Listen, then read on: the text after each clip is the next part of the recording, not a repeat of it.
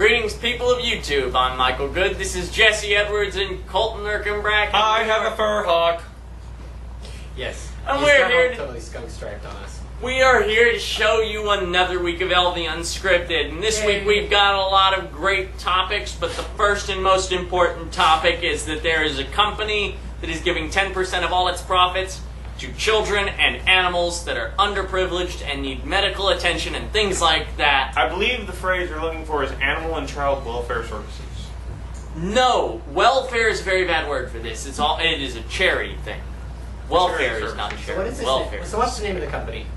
The name of the company is Peppermint Fox, our very own family, and their show Max's Tales Kickstarter has finally gone for review. And this is a shameless plug for merchandise. This is a shameless plug for merchandise. Buy our stuff. But please support the program. It's really good. Please support the program. It's really good. It helps children and animals. And you get a good cartoon out of it. You get a good cartoon, you get a good product like a coffee mug or a t-shirt or a mouse pad or a screensaver or a background or any number of things. Just go take a look at the Kickstarter project. It will be live before the week's out, and the link will be below the moment it's available. So come back to this video on Friday if that's the closest you can. And watch through it again, maybe? Yes, give us more views, perhaps. Again. A few more views on our But little take campaign. a look at the Kickstarter, help fund it, and as an added bonus, at least 2 members of the LV Unscripted staff will river dance in kilts if the project reaches its total funding. Yes. But, you know, this isn't supposed to be an infomercial. We've actually got fun, interesting news stuff to talk about. What kind of news have we got? We're talking about stupid people today, I believe. Yes. Aren't we? Stupid people and Facebook. If you'll recall, a few episodes back, we were talking about employers using Facebook and other social networking sites to screen their employees for bad behavior and other bad practices like driving drunk and such and not. Well, apparently the court systems can use it too. Yes. So, a man in the Great British Isles across the pond was convicted or was arrested and in court for assaulting his friend's father. And the court was going well. The court case was going well for him, so he Facebooked in the middle of court, I assume on his smartphone. Actually, it was probably in a recess that he's sitting there like, the case is going well and I'm going to get away with it. And he's like, I'm totally going to get away with this, dude. It's awesome. And then the prosecutor, who apparently was skimming Facebook at the time, apparently everybody just uses Facebook 24/7 in Great Britain. Yeah, that's what the recess was for. The judge said, I give a recess for Facebook. Now go. Quickly now. So when the court comes back in session, what it is, I'll tell you exactly what it is. The judge needed more grain for his chickies. He's playing Farmville and he had to take care of it. But when the court came back in session, the prosecutor brought up the man's confession on Facebook. And so the man who was arrested, Michael Ruse, changed his plea to guilty now that he had been caught red-handed. Why is that funny to you? Explain it to me. His last name's Ruse. And he was trying to pull He was trying to get away with a ruse with beating his... I don't get it. You don't have to. There will be others who get it. Anyway, so he changes his plea to guilty. And later, when I guess there was another recess... Sentencing. The sentencing, he was given his sentence and he re-Facebooked, dude, I'm paraphrasing, dude, this judge is a total prick. Specifically, he said that the judge was stuck up. No, you know what his problem was? He was the only person in that courtroom that didn't have a powdered wig. He was just jealous. Yes. He was jealous of the court system's awesome powdered wigs. No, that's why you don't want to end up in court in Canada or England, because you will be stared down by a bunch of men in powdered wigs and a bunch of women in powdered wigs too. You know, I'm reading this article, and at the bottom of the page, apparently, on the read more section where it's got apparently a bunch of the freezer at Harvard failed and destroyed their priceless brain collection, which is sad because brains are good. And you know what else is good about brains? A throwback to the last week's zombie episode. Oh? Yes. With Harvard's brain supply now incredibly shortened, they will have to find new sources of food for their resident zombie population. Well, you know what was going on? One of the zombies there was probably going, "Oi, can't really do a Bostonian accent. This Brian here is a little Phrase abandoned."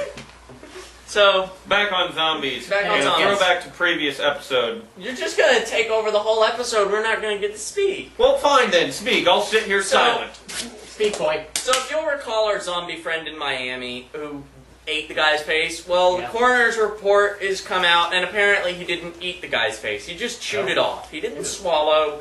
But in his stomach, contents were pills and a couple things that they don't know exactly what they are yet, and that they won't know for a little while longer. But they still think it was bath salts that caused this whole thing. And while that's not necessarily true, they're still waiting on the toxicology report. They did find traces of marijuana, and honestly, marijuana, it can make you hungry, but it doesn't tend to make you violent, so you have to wonder, how much marijuana do you have to smoke to become as hungry as a Uruguayan soccer player? Ow! I told you I'd do it. I told you if you made the joke, I'd do it. Seriously. Donner situation up in here. I mean, it's like, the McDonald's must have been too far to walk, but the hobo was right there, and I'm at this moment, I have not eaten today. I am hungry as a horse, but if a hobo walked in front of me, I'd respect his right to be a hobo and not a po' boy. So, yeah. Then now you know they're going to have to rewrite that song.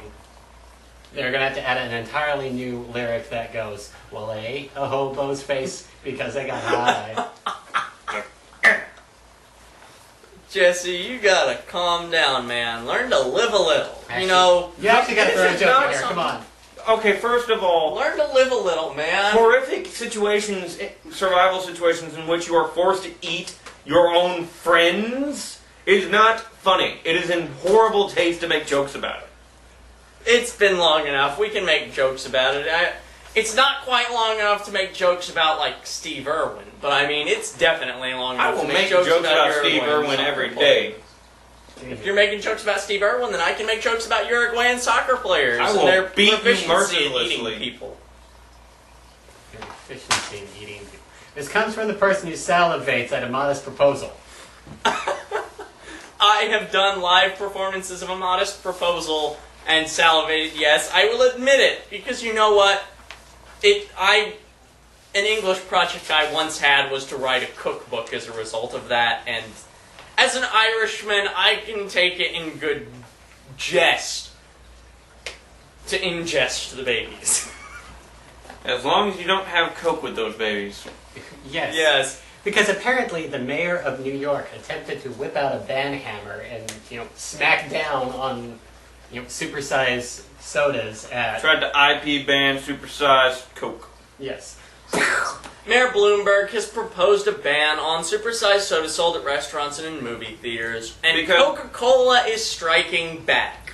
Because good old Mayor Michael Bloomberg has not tried to ban enough food sources. Can we get away from this nanny state idea? I mean, because seriously, the message Bloomberg wants to send is soda is bad and you should manage your portion size. But the message he is sending is not, it is bad, manage your portion size. The message he is sending is, you are people of New York to know how much soda you can drink, so I will tell you. To me, the exact message is, people of New York, I am your leader. You are too stupid, so I'm going to tell you what you're going to do.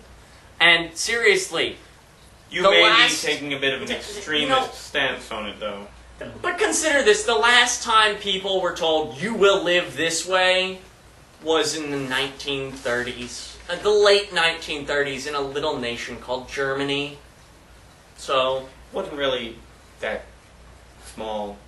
At the time, it was smaller, and it got larger for a little while, and then it got really small for a long while, and then in the 90s, it's back to normal, I guess. It's kind of weird. He bans the regular sodas, but he ignores things like iced coffees and diet sodas. Which are arguably just as bad. Well, yeah, because you do know that that's the reason. Diet sodas are worse. Because you do know that it's the aspartame in it that makes the whole Mentos fountain thing work. Yeah. Yes. Or at least work as well as it does. Yeah, I mean, it still kind of reacts to the carbonation a bit, but it's a reaction with fake sugar. Yeah. And so, yeah. Fake sugar is bad for you. Straight up. I mean, it's like, you hear from the corn industry that high fructose corn syrup isn't bad for you compared to regular sugar, but, you know, that's arguable from a scientific point of view. An individual shouldn't have that now. much sugar in the first place in their diet. This isn't even necessarily true there. If you balance your diet... If you balance it, yes. If you balance the calories coming in with the calories diet. going out. The thing is, people don't balance their diets. No, they don't. Because they either don't know how, or they just don't want to. Yeah. Or, in the case of a lot of people I have come to know recently, they just don't have the option. Because, I mean, you look at the situation in the United States today.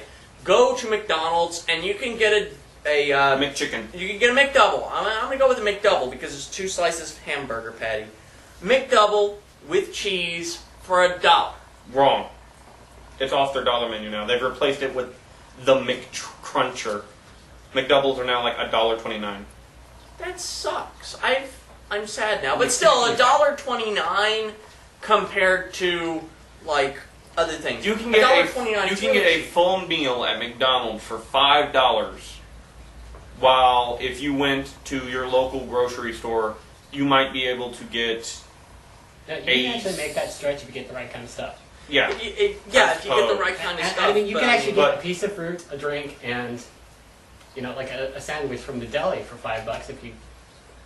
But portion it, right? I suppose. Yeah. But even there, you have to deal with things. You look at it. You look at this case, and McDonald's really cheap food, and you can get a full meal, and you will feel full after eating McDonald's meal, at least for a little while. The issue is not with how.